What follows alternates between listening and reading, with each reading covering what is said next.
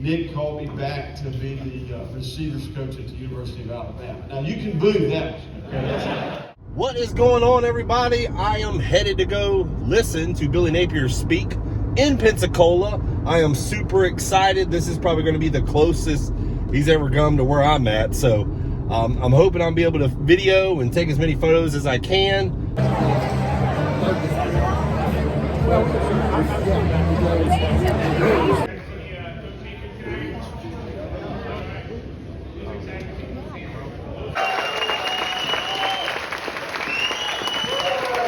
I know we're in the right place, but they're saying the invocation before we start the I'll tell you what, there's a little different feel in the air. We get the further north we go here.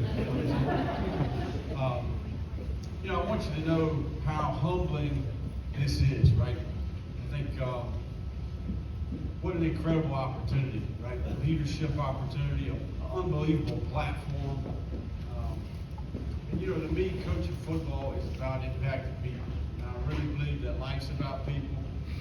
I believe that the game of football is made up of people and about people, right? And in this profession, because that's what I want to do, right? And want to have success on the field. We want to win. We're gonna win. Yeah. I like this place. I got an A-minute, okay? From about the third row today. So, but I think it's important that tonight's about you guys getting to know me a little bit. I'm undefeated right now. So it's a little easier for me. I got nothing to explain right now. So we can, we're going to kind of work our way through this thing. But, we want to create a place that has life-changing impact on the player, right? We want to work just as hard on who they are as people. We want to prioritize education, and we want to develop football players and ultimately have an unbelievable team that is a consistent contender and ultimately wins a championship. And we're going to win a championship. We're going to look back and we're going to say, you know what? We not only won, but we're proud of how we did that. And we're going to build something that we can sustain going forward. Okay? And you're a part of the team. I want you to know that. Right? So let's get going here. All right? We got some good stuff for you tonight. All right? Tommy Bowden calls me. I can still remember it. Signing day in February. It says, I got a job for you, come back and coach tight ends. Run the recruiting for me. So it didn't take me long to hang up the phone and head to Clemson. So since then, it's been wide open, right? I was 26 in that picture right there. And I was the youngest coach in Division I football at that time, right? And I moved up the ladder and then became the offensive coordinator when I was 28. I was the youngest coordinator in Division I football. Okay, and then 2009, we set every record in the history of the school. And then 2010, we weren't very good, and I got fired. So, there's a lesson here. Raise your hand if you've been fired. No, don't really do that. That guy did it. If this was a coach's convention, every single person would raise their hand. So, but I'm saying that to let you know that, man, I was that young guy. I thought I knew everything, right? I mean, I'm on this rocket ship to the top. I was arrogant. I was out of control. I was a bull in the china shop, confrontational, and ultimately it cost me my job. Now, don't boo here, okay? Everybody got me, okay? So I went to Colorado State with Jim McElwain, okay? That's okay. See, that's good. That's okay. All right, now listen, Mac is a good friend of mine and a phenomenal teacher, okay? Matt gave me a chance to go out there with him, and we had got that thing up and running, and then Nick called me back to be the receivers coach at the University of Alabama. Now you can boo that one, okay? I don't care what you say. This isn't any other sport, right? This is a game of football, okay? And I firmly believe that good people make good football players, okay? Better people make great players. I firmly believe it's our job in college athletics to equip the player and educate the player and prepare him for the future. They're not all going to play in the NFL. And if they do, not for long, okay? reality is, I think it's like 83% of these guys, 3 years after they get done, they're bankrupt, okay? So what are we doing while we have this small window of time to equip them and prepare them and try to educate them for life after football? And what we've done here is we created a 3-person team that makes up a component called Gator Made, okay? And this is all about leadership development, character education. It's about macro internships, business weekend, leadership conference, study abroad, service abroad, really working hard on the scholar athlete, okay, a well-rounded experience. We also work hard on financial literacy, and we help the players with name, image, and likeness. There's 275 Division I players a year just in the state of Florida. 275 Division I players. There's also 275 players in the state of Georgia, right? And then the Carolinas, there's another, probably 150. And in the state of Alabama, there's about 85. So that's kind of our 5-state. What do you think I'm joking?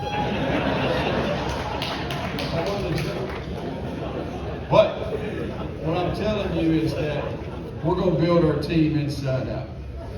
I want to remind everybody here before we start asking these questions, the media is in the building. So, we did the first couple of these, and Rick, the SID, he didn't tell me the media was here. I was saying all kinds of stuff.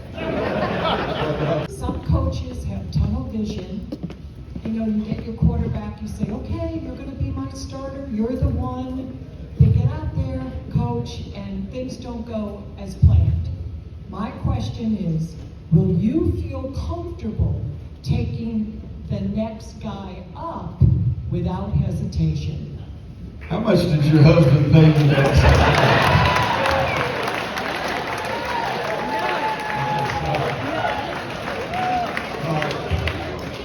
So let me say this. I'll say this. I think one of the things that I really believe in, that I play quarterback, and I coach the quarterbacks, right? And I've got, I think when the player's struggling, when the team is struggling, almost like a teacher, right? The student's struggling, it's the teacher's fault, right? And I think that I've always kind of felt that way. That's kind of my philosophy with the staff. When we get to the game, it's time, right? And our job as a coach is to have a year-round plan to prepare the player. And typically, the only time a quarterback for me is not gonna get pulled out of a game is because he's not doing what I told him to do, right? So, but I'm confident that we can get the guy well prepared, regardless who it is, right? I'm hopeful we have a lot of different quarterbacks here.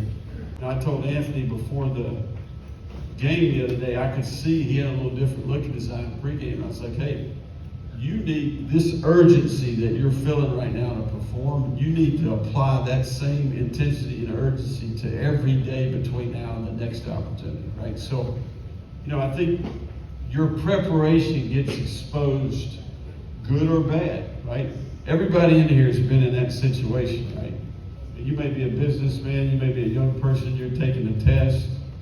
Okay, if you've been half-stepping, you've been cutting corners, you will get exposed eventually, right? So learning how to prepare, having the discipline, and understanding if you're the quarterback at the University of Florida, you are the standard, you understand? You are the example, right? And I think that, on our teams, the quarterback is the utmost example of how we do things. So we're hopeful we can get the quarterback to play good for you. What are your thoughts on NIL? I mean, it's causing chaos. I mean, Saban's talked about it. Norval's talked about it. I read an article that at the University of Texas, somebody is giving $50,000 to every scholarship offensive lineman. I would be happy to sit on the bench for $50,000 a year as a freshman and collect the money, because I know I'm not going to get in there probably. Now you've got, it's a bidding war going on, and the rich are going to get richer and the poor are going to get poorer. A state like Mississippi, that's obviously a poor state, look at a school like Mississippi State. How are they going to compare to an Texas A&M that's, we all know, that's completely off the charts now. oil money in Texas. They're dying to spend it. What are your thoughts? Well, they're not. They're not. It's that simple. I mean, I think that's reality. So, NIL, okay? You know, I think that, first of all, I told somebody the other day, the University of Florida should almost feel liberated, okay, if that makes sense, right? Because now, I'm serious, I'm not joking, okay? You know, you've been trying to, you know, recruiting has been it's very competitive. It is cutthroat, okay? A lot of things happen, okay, that maybe shouldn't happen, right? But what I would tell you is that name, image, and likeness is an avenue where you can impact recruiting in a positive way. You can do it state law approved, you can do it compliance approved, okay, and you can affect the recruiting dynamic, okay? And I've said this publicly, at the University of Florida, NIL should be a strength, okay? I mean, with the alumni network that we have, the passion that we have, and we've come up with some avenues where it's 501(c)(3), it's a, you know, non-profit related, it's a tax write-off. Everybody's well aware of the Gator Collective, right? And then the Gator Guard. Now, we've got Hugh Hathcock is here. So, you know, I think that what we need to realize is that we're living in an era where this is here. I don't necessarily know that we're in a time where this is going to change much for a while, okay? But while we have this environment, we gotta take full advantage of it, right? When are we going to break out the black on black? How about that? I heard some boos in the back there. So our plan is we won't be able to do that this year, okay? But the Jordan brand, you know, COVID, and there's a shortage in resources and material and all that, so they weren't able to meet the deadline for this year. But we will do it in the 23 season. Okay, and this will become a little bit of a tradition, right? So we'll do it one time a year. It'll be the next to last home game. Okay, and it'll always be kind of around Military Appreciation, Veterans Day, kind of in that part of the year. Okay. We have a tradition here in Pensacola now. You coach quarterbacks and offenses. We want to see if you'll draw a play for everybody. And we're going to auction this off afterward. You willing to do it? Okay. Now we're talking. I was a little scared. Make sure it's a successful play. All right, so you know, I haven't called a play at Florida yet. Okay, so this is Rick Hurtado's idea right here. So I don't know if you guys see this. Scared money don't make money. Yeah. I'm going to draw the play that we called on 4th and 1, okay, at the 1 yard line on the last play of the half, that scored a touchdown and then caused me to say that, okay? And then we'll write scared money don't make money on here, and you guys can auction that off.